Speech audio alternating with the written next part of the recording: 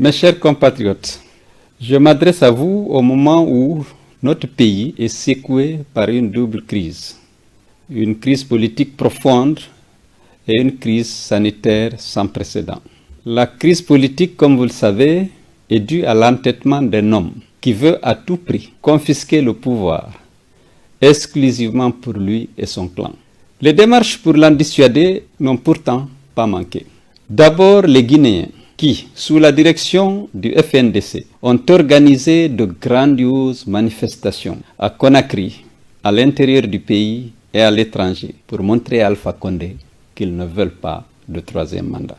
Ensuite, les autorités morales et religieuses se sont à leur tour mobilisées pour demander au président guinéen de respecter la Constitution, d'arrêter le massacre de ses compatriotes et d'appeler à un dialogue pour aller à des élections transparentes et inclusives. Enfin, la communauté internationale, notamment la CEDEAO, l'Union africaine, l'Organisation internationale de la francophonie, l'Union européenne, la France, l'Allemagne, l'Angleterre et les États-Unis ont tous appelé au dialogue et à l'organisation d'élections inclusives sur la base d'un fichier consensuel. Alpha Condé, rendu autiste par sa boulimie de pouvoir et les appétits de son clan, n'a écouté ni le peuple de Guinée, ni les autorités morales et religieuses de son pays, ni la communauté internationale. Le double scrutin qu'il a voulu s'est donc tenu le 22 mars, mais il n'a été qu'un putsch, un coup d'État déployant, non pas des chars et des tanks, mais une liste électorale tronquée. Des administrateurs territoriaux zélés et sans scrupules agissant sous la direction d'une CENI aux ordres. Malgré la corruption, un déploiement sans précédent des forces militaires et paramilitaires qui se sont livrées à toutes sortes d'exactions, le peuple s'est rébellé victorieusement contre cette mascarade. Déjà, le boycott actif du FNDC et de l'écrasante majorité de la jeunesse guinéenne n'avait pas permis la distribution du matériel électoral dans de nombreuses circonscriptions. À maints endroits du pays, les cartes d'électeurs, les urnes, les isoloirs, les fiches d'émargement avaient été saccagées ou détruites. L'organisation du scrutin a été assurée sur le terrain, non pas par le démembrement de la CENI, comme le prévoit le code électoral, mais par les administrateurs territoriaux et parfois par des agents en uniforme.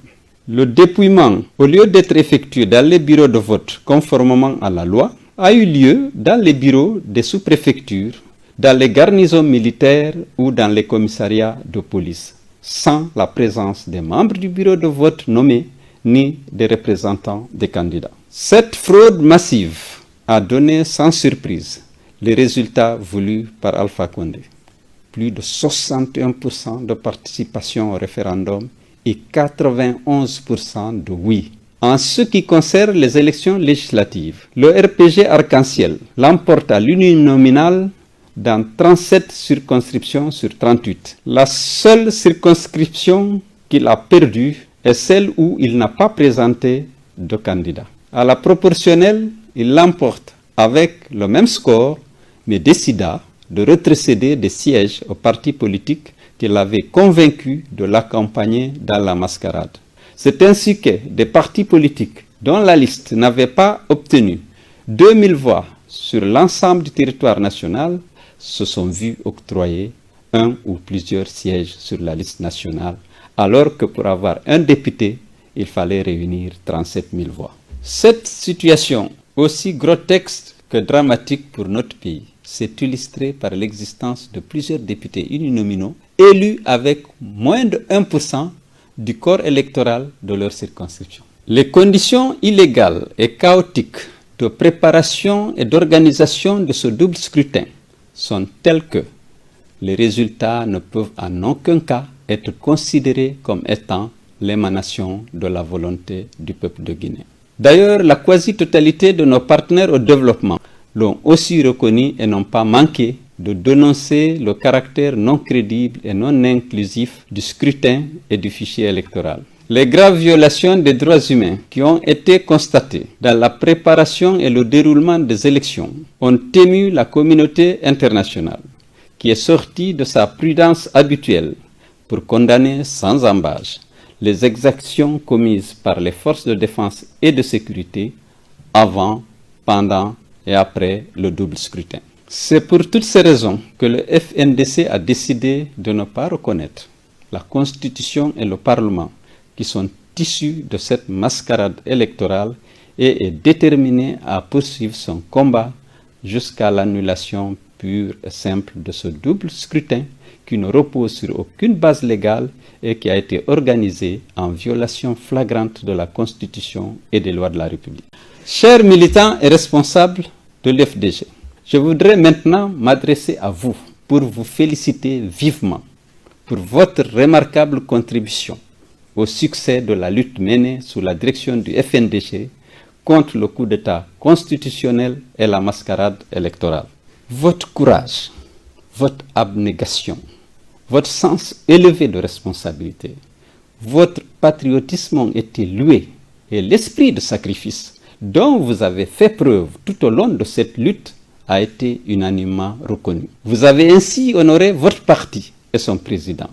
Votre participation à ce noble combat pour la défense de la démocratie et de l'état de droit dans notre pays a renforcé la confiance du peuple de Guinée en notre parti et en sa capacité à conduire dans l'unité et la justice les destinées de notre nation.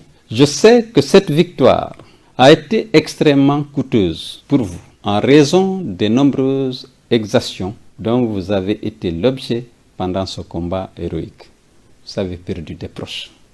Vous avez été nombreux à subir des traitements inhumains et dégradants.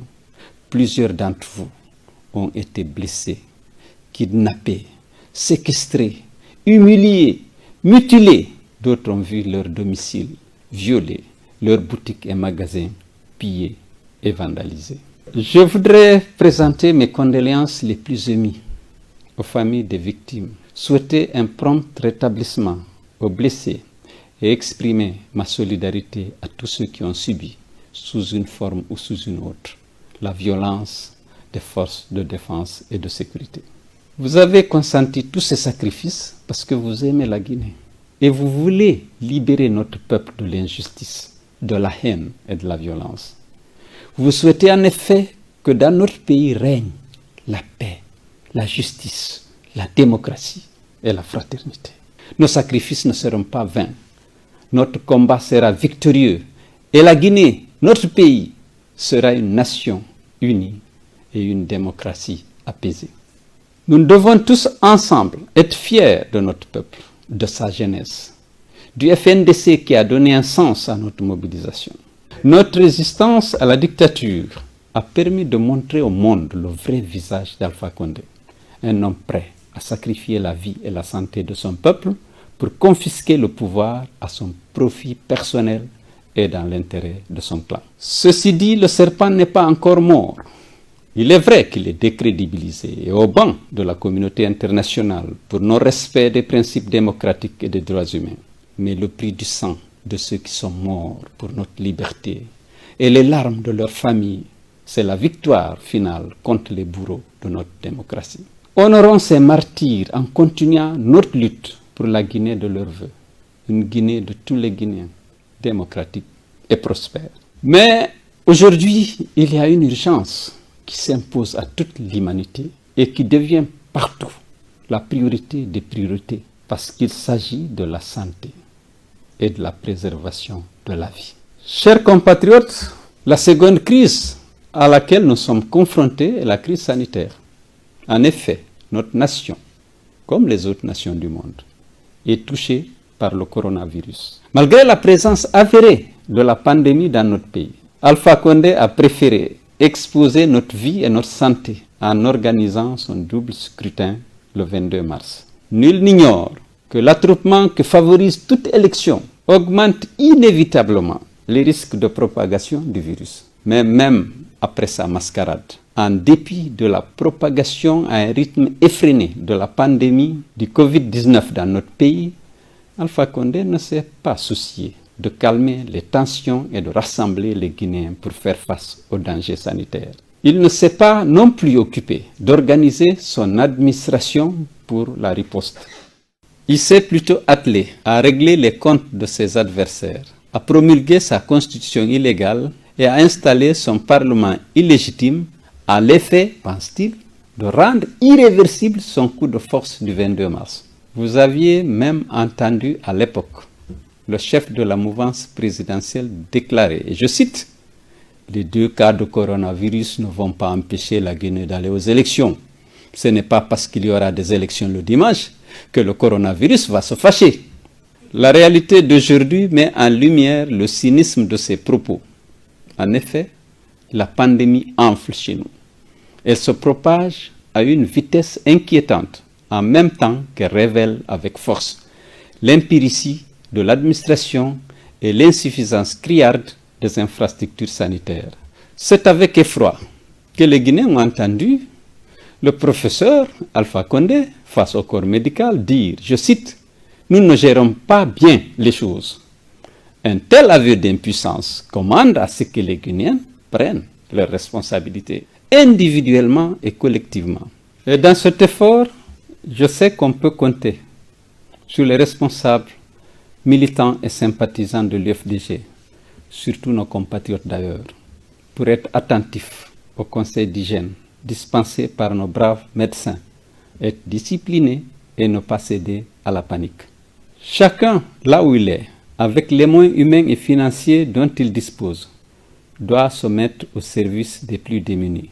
Notre combat politique n'aura aucun sens si dans ces moments de douleur et de deuil, nous ne pouvons pas être aux côtés de nos compatriotes les plus fragiles.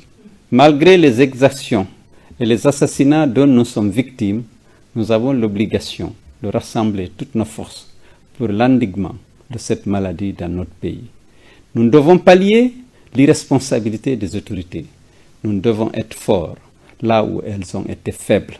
Nous devons faire bloc là où elles ont été dispersées. Je tiens à féliciter et encourager le personnel médical et soignant engagé sur le front de la lutte contre le coronavirus. Leur dévouement force l'admiration.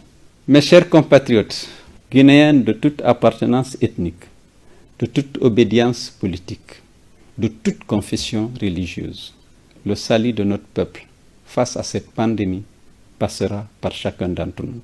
Alors je vous exhorte à plus de responsabilité, de solidarité, de discipline et de respect des gestes barrières édictés par l'OMS et nos médecins. Nous nous en sortirons parce que je sais que nous sommes forts, parce que je sais que nous savons être solidaires face à tous les grands défis. Nous vaincrons cette maladie parce que nous la combattons ensemble. L'homme a toujours vaincu les fléaux qui ont entravé la marche de l'humanité vers le progrès. Le coronavirus aussi sera vaincu. Que Dieu protège la Guinée et les Guinéens. Je vous remercie.